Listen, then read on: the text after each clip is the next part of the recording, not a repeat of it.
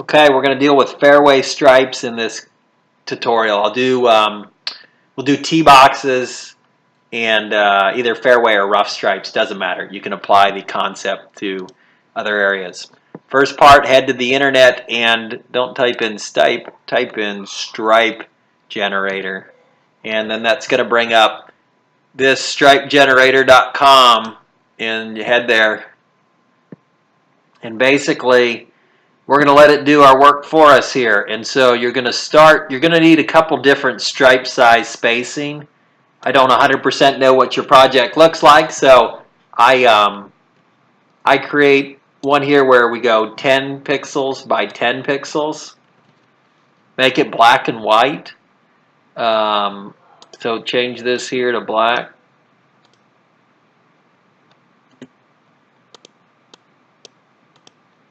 And why is it not going off there? I guess I got to X out of it. All right, so now I've got a black and white one here. This 10 by 10, I believe that's the one I end up using on the tee boxes. And then you're going to download that and then do a 20 by 20. I guess let me do this here, make sure I haven't screwed anything up. And we'll just do it, leave it in there. So we'll call this stripe 10 underscore 10. And then let's do it. We'll do 20, 30, and 40. I don't 100% know what I ended up at for my other one. And then this one we'll call 2020.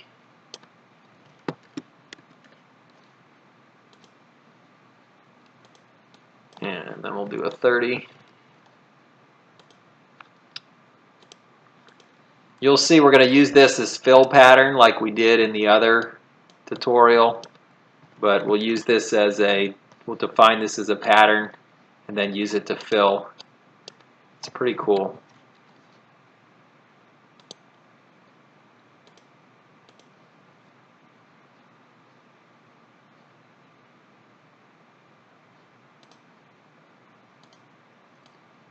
Had 2020 in the other, looked pretty similar. I wonder if I had to hit update. I probably did.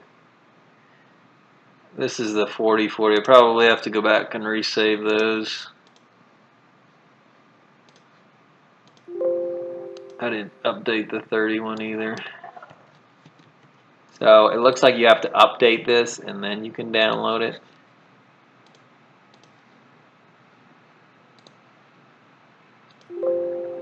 Okay, all good.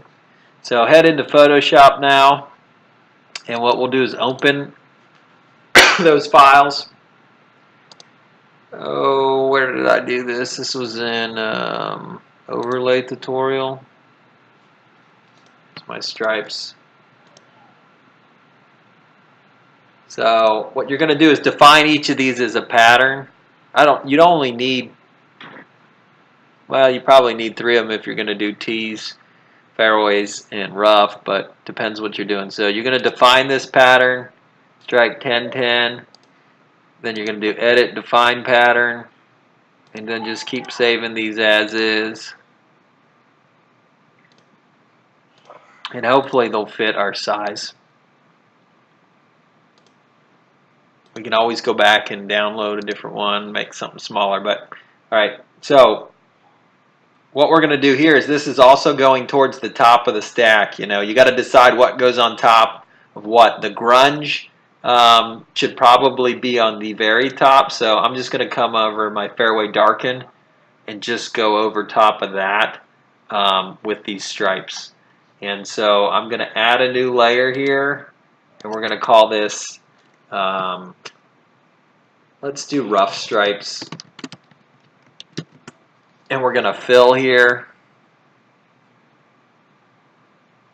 The rough stripes are the hardest, and I'll show you why, or what we want to do to orient them. So that's why I'm doing it. I'll do the most complicated one. So this is going to be larger. So you do make sure this content say pattern. So I do fill pattern. Make sure this is pattern, and then your custom pattern is one of the ones you just downloaded. And let's see what let's do the 30 and see how it looks. And then you're going to just decrease the opacity so you can see it. And that's a pretty big mower, which is probably good for the rough. You can save this and take a peek in Unity and get a sense. You can also then measure it in Unity. Looks like it didn't.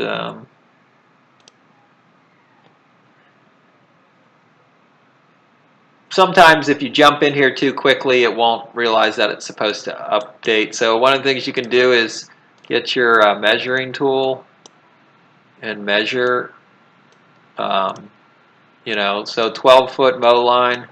It's probably not bad. I'm sure someone out there can tell us how wide the striping needs to be on these mowers, but I like it for the rough. You need it to be wide. You could come back in with slightly smaller than that, maybe. But now what I want to do is get this all set up so these lines are oriented correctly, and then we'll rough it up as well and go from there. But I guess let's rough it up a little bit before we go anywhere. So I'm going to take this whole layer and we're going to run a filter on it. And let's get rid of some of it so that it doesn't have to run the filter on such a huge area. So just as we've done before, I'm going to outline the course, and then it's going to create a selection. We're going to invert our selection, select inverse, and then we're going to delete. So now I don't have any of that because I don't need that beyond the course boundary. Although, let me undo it. Darn it. Let me show you this. We shouldn't have done it that way. What we want to do is, let's just leave it and roughen it up. I'll show you why I don't want to do that later. But let's run a filter on this. Oh, distort is what I want. If we run, I think if we run ocean ripple on it, that's way too strong. Let's see if I can reduce that. It might be sheer that I need. I just want to roughen the edges up so it's not perfect. You could apply like a grunge filter over it.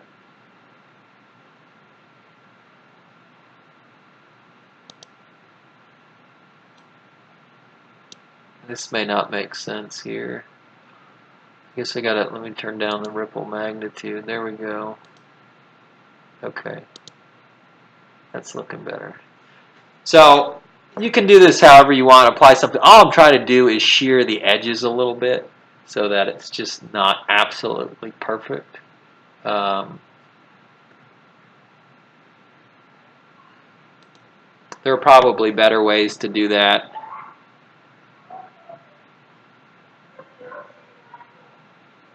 Doesn't look like that did it? Huh. Let's see. Yeah, it didn't run it. Did I cancel it? I don't know if I just canceled it.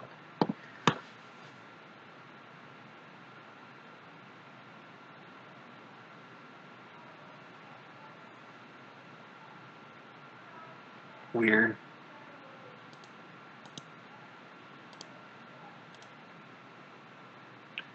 It's refusing to do it. Huh.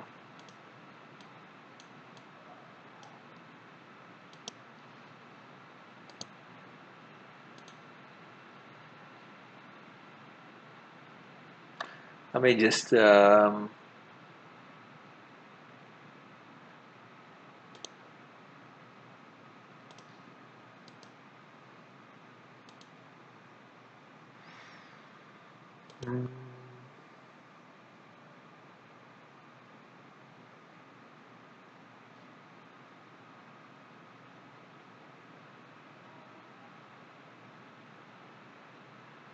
change this to 2.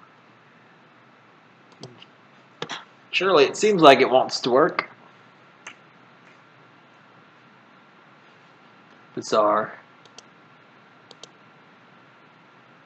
Maybe it's too large for Adobe to handle. Oh, crap. I had a selection.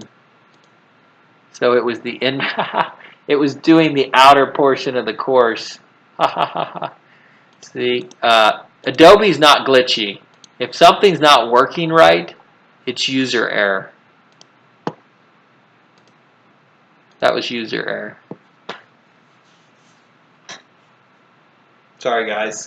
Anyway, now we've roughened it up a bit. And what I want to do now is, this is what I wanted to show you. This is why I want to roughen it up first, is I want to change these lines so they're parallel to the holes that we're using. And so what we have to do, unfortunately, is cut these out and orient them correctly. And there's probably a super cool, fast way to do it that somebody could teach me, but I don't know it. So this is how I'm going to teach you. Is in the end, you know you're going to need a square about as big as a hole. So it's like that. And you're going to copy it and you're going to paste it. Okay? And then what I'm going to do is just zoom in here a little bit, and then I'm going to translate this. I'm going to rotate it. And so in the end, you need to be able to see the hole beneath. So hide this layer. I guess we should go do the one that I'm working on. But you're going to do this for each of the holes. And this, yes, is time consuming. It's not catastrophic, but it is annoying. And so now I'm orienting this like I would be mowing this hole up here. And then I'm going to zoom in. And then remember, we have to delete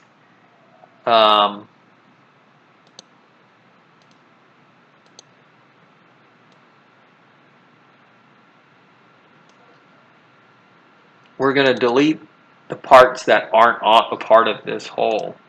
And so I'm just using the opacity decrease so I can see better. But we're going to go in here and say, well, if I was mowing, I wouldn't be mowing that hole. These holes might be mowed in conjunction.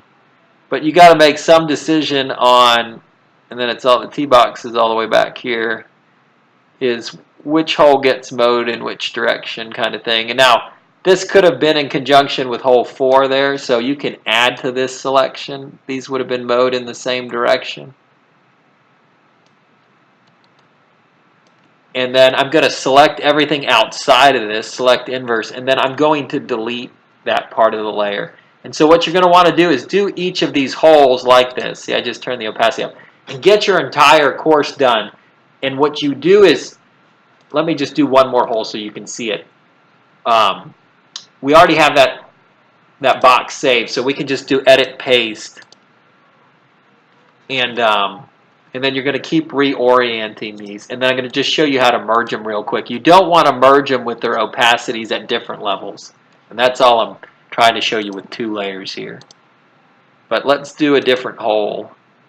You can even do dog legs and do them part of the dog leg one way and part the other way. I don't know how someone would mow it, but you can make that decision. I'm just doing this one here on the edge of the course. And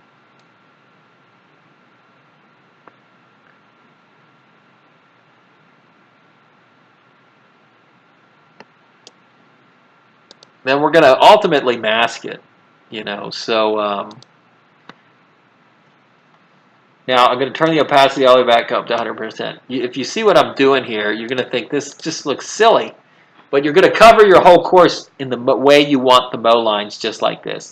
Now, Control E merges layers. So I'm going to take these 2 stripe layers and merge them. Control E. Now I want this other rough stripes. This is all I'm doing with this rough stripes was using that to copy and paste. Ultimately, I'm going to delete this. So right now, I'm going to go ahead and delete this layer. I hope that makes sense. You're just using this to have the pattern. And remember, I first broke up the pattern. You could leave it in case you make a mistake and need it later, but we're starting to get large on our document size. I'm going to just delete it because I know I can always rebuild it later if I need to. But now this layer, this is going to be our rough stripes. Now, you're going to just decrease the opacity to use this layer. You can also do things like multiply. That looks pretty good. It's just sort of a soft effect there.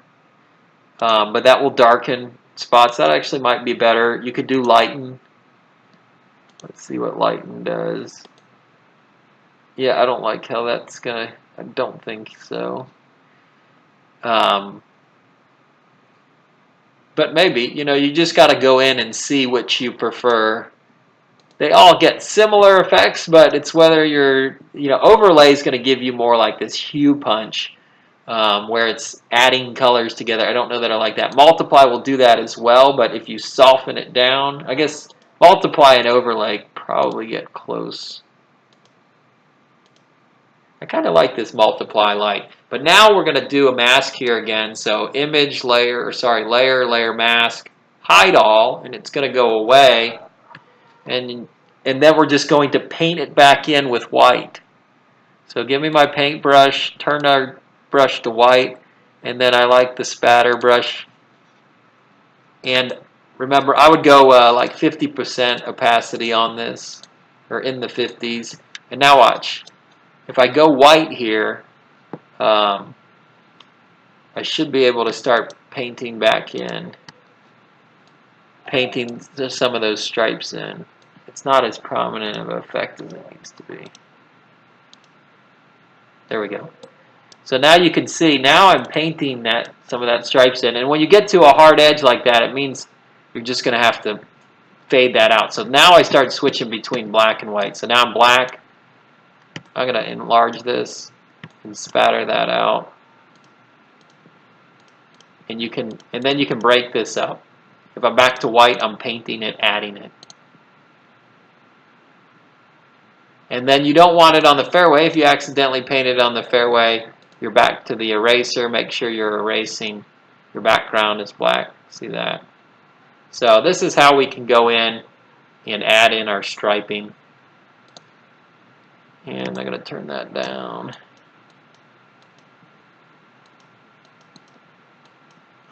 I'm going to get a little sloppy here just to give you an idea. I don't know if my meshes go over that far.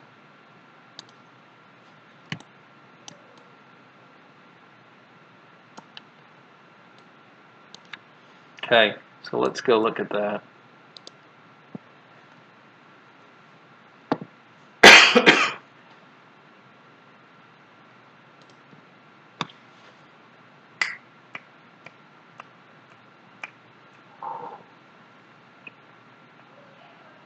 Cool. All right, let's